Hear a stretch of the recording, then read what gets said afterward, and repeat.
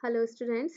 तो अभी मैं आपको पहली वीडियो में बता चुकी हूँ कि पार्ट ए जो है कम्प्लीटली डिपेंड कर रहा है आपके क्लास 11 सिलेबस पर, फिजिक्स के सिलेबस पर। तो अभी मैं बात करूँगी पार्ट बी जो है आपके क्लास 12 में आपने जो जो चैप्टर्स पढ़े हैं, जो जो आपकी यूनिट्स रही हैं, हम उनके बारे में देखेंगे। वो आपका पार्ट बी है जो कि आपका नीट 2023 इस फिजिक्स सिलेबस में है। तो अब आपको उसमें कौन कौन सी यूनिट या चैप्टर्स पढ़ने हैं, क्या क्या आपको कवरअप करना है, इसके बारे में हम देखेंगे। तो अब आप देख पा रहे हैं जो आपकी पार्ट बी है। पार्ट बी में यूनिट फर्स्ट है आपका इलेक्ट्रोस्टैटिक्स। इलेक्ट्रोस्टैटिक्स में हम चार्जेस के बारे में बात करते हैं, किस तरह से आपका चार्ज ट्रांसफर हो सकता है one body to another body. Gauss law क्या है, इलेक्ट्रिक फ्लक्स क्या है, फील्ड लाइंस किस तरह की होती हैं, डाइपोल डाइपोल मूवमेंट क्या होता है, पोटेंशियल सरफेस क्या होती है, capacitor, electrostatic field, conductors, insulators and a part of this energy stored in capacitor, one day graph generator. तो इन सब के बारे में हम स्टडी करेंगे। यूनिट 2 है आपका करंट इलेक्ट्रिसिटी। करंट इलेक्ट्रिसिटी में हम करंट के बारे में बात करेंगे। Flow of the electric charge किसी भी मेटल कंडक्टर में किस तरह से होता है, क्या ड्रिफ्ट वेलोसिटी है, ड्रिफ्ट वेलोसिटी होती है, क्या मोबिलिटी होती है, इलेक्ट्रिकल रेजिस्टेंस क्या होता है, पावर हुआ, रेजिस्टिविटी हुआ, या फिर आपका कार्बन रेजिस्टेंस है उसका कलर कोडिंग कैसे होती है, कैसे आप निकालेंगे, सीरीज या पैरेलल में आपका कैपेसिटर या रेजिस्टेंस अटैच है तो हम कैसे फाइंड आउट करेंगे उसकी वैल्यू को।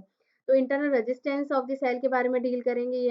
ईएमएफ ऑफ द सेल क्या होता है, ठीक है, किरचॉफ लॉज क्या होते हैं, इसकी एप्लीकेशन क्या होती है, Wheatstone bridge, meter bridge, potential. तो ये सारे कुछ ऐसे प्रैक्टिकल्स भी हैं जो आपने 12th में किए हैं। तो अभी हम सिर्फ थ्योरेटिकल पोर्शन उसका कवर करेंगे, कुछ क्वेश्चंस भी देखेंगे जो कि आपके नीट में आ चुके हैं।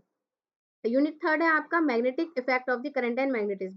तो magnetic effect of the current and magnetism में आप देखेंगे एक्सपेरिमेंट होते हैं, बायट्स वॉट लॉ होता है, एप्लीकेशन होती है, एम्पियर्स लॉ होता है, ठीक है, करंट सेंसिटिविटी है और डेफिनेशन है होती है, या पूरा हम कहते हैं वर्किंग कंस्ट्रक्शन जो होती है एमसीजी की, मूविंग कॉइल गैल्वेनोमीटर की, उसके बारे में भी हम देखेंगे। ठीक है, हम मैग्नेट्स के बारे में, जैसे कि मैग्नेटिज्म की बात हो रही है तो मैग्नेटिक मटेरियल के बारे में भी हम देखेंगे। जैसे कि वैसे तो हमारे 5 है बट हम सिलेबस के हिसाब से जाते हैं तो उसमें 3 ही कवर अप होते हैं, dia, para and the ferromagnetism. तो उसके ऊपर क्या फैक्टर इफेक्ट करते हैं या क्या होते हैं, किस तरह की फील्ड लाइंस होती हैं, मैग्नेटिक फील्ड लाइंस, उन सब के बारे में हम ध्यान देंगे। तो यूनिट 4th है आपका electromagnetic induction and alternating current.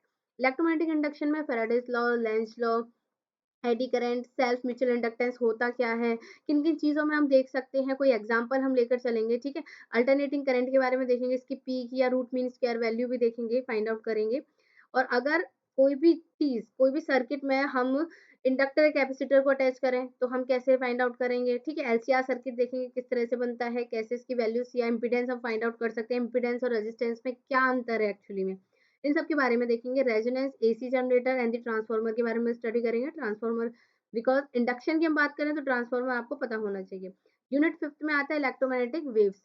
आपने 12th में इसमें से सीरीज और स्पेक्ट्रा पढ़ा होगा, तो अगेन आपको इसमें डिस्प्लेसमेंट करंट के बारे में पता होना चाहिए, कैरेक्टरिस्टिक्स पता होनी चाहिए, और स्पेक्ट्रम आपको पता होना चाहिए, इसकी रेंज पता होनी चाहिए, क्या क्या वैल्यूज हैं, कैसे आपको इसको लर्न करना है। मैं आपको एक शॉर्ट ट्रिक भी बताऊंगी इसके बारे में। यूनिट 6 है ऑप्टिक्स। ऑप्टिक्स में आपको पूरा कवर करना है, रिफ्लेक्शन हुआ, रिफ्रैक्शन हुआ, स्फेरिकल मिरर हुआ, लेंस हुआ, थिक लेंस, थिन लेंस। ठीक है, पार्ट ऑफ दिस मैं आपको बताऊंगी कि मिरर फॉर्मूला क्या होता है या लेंस फॉर्मूला क्या होता है, कैसे निकालते हैं, ह्यूमन आई का क्या वर्किंग है, किस तरह की कंस्ट्रक्शन है basically, correction of the eye defect है, वेव फ्रंट, हाइगन principle, Young's double slit, diffraction by single slit. ठीक है, and again width of the centre maxima या फिर power of the microscope, astronomical telescope. तो इन सब की हम वैल्यूज कैसे निकालते हैं, कैसा डेरिवेशन है, क्या डेफिनेशन है, इन सब के बारे में हम स्टडी करेंगे। यूनिट 7 है आपका dual nature of the matter and the radiation. Photo electric effect, Lenard's observation, Einstein photo electric equation, particle matter waves, de Broglie relation and the Davisson Germer experiment and nature of the light. जैसे कि हमने बात की है, chapter का नाम ही है dual nature of the matter, तो हम dual nature of the light के बारे में भी हम डिस्कस करेंगे। यूनिट 8 है atoms and the nuclei. Atoms and the nuclei में अल्फा पार्टिकल हुआ, आपका बीटा पार्टिकल हुआ, गामा पार्टिकल हुआ, या इसका डेके लॉ हुआ, मास डिफेक्ट हुआ, बाइंडिंग एनर्जी पर न्यूक्लियन आप कैसे कैसे निकालेंगे, क्या वेरिएशन होती है मास नंबर के साथ, ये सब हम देखेंगे। न्यूक्लियर फिजन और फ्यूजन देखेंगे। ठीक है, यूनिट 9 है आपकी इलेक्ट्रॉनिक डिवाइस। इलेक्ट्रॉनिक डिवाइसेस में पहले आपको पता होना चाहिए कंडक्टर, इंसुलेटर, सेमीकंडक्टर में क्या डिफरेंस है। तो फर्स्टली आपको एनर्जी बैंड थ्योरी हम डिस्कस करेंगे। सेमीकंडक्टर डायोड देखेंगे, आईवी जो हमारा वोल्टेज और करंट कैरेक्टरिस्टिक्स होती है फॉरवर्ड रिवर्स में, तो किस तरह से हम ग्राफ प्लॉट करते हैं उनके बारे में पढ़ाई करेंगे। Photo diode, solar cell, Zener diode, junction transistor, ये सब देखेंगे किस तरह का सर्किट डायग्राम होता है या क्या वर्किंग होती है, क्या कंस्ट्रक्शन होती है, ये भी हम डिस्कस करेंगे। इसके अलावा आता है आपका ऑक्सीलेटर एंड लॉजिक गेट्स। तो लॉजिक गेट्स में क्या होता है, इलेक्ट्रॉनिक हो या आप सीएस में जाना चाहें, डिजिटल में जाना चाहें, तो लॉजिक गेट्स आपको मस्ट है, ये बेसिक है इलेक्ट्रॉनिक्स का जो आपको पता होना चाहिए। ठीक है।